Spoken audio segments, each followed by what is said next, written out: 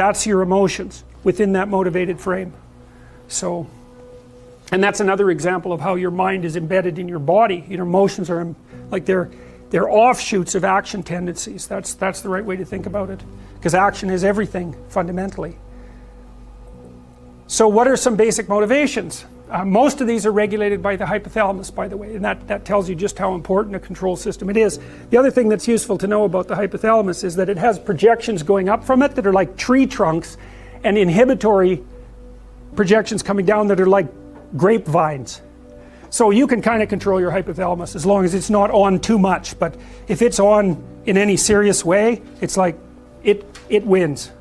So partly what you do to stop yourself from falling under the dominion of your hypothalamus is to never ever be anywhere where its action is necessary, right? You don't want to go into a biker bar because you might find yourself in a situation where panicked defensive aggression is immediately necessary.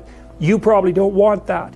You don't want the panic, you don't want the terror, you don't want the frenzied fight, you don't want any of that. You don't want to have to run away in absolute panic. So you just don't go there. And a huge part of how we regulate our emotions is just by never going anywhere where we have to experience them.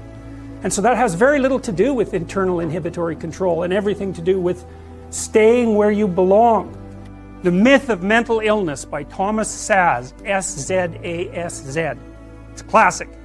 You should read it. If you're interested in psychology, read it. Like, it's a classic.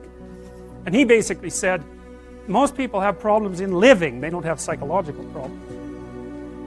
And so I've experienced, despite my love for the psychoanalysts, very frequently what I'm doing as a therapist is helping people have a life that would work. You know, and you can parameterize that. It's like, what do you need? How about some friends? That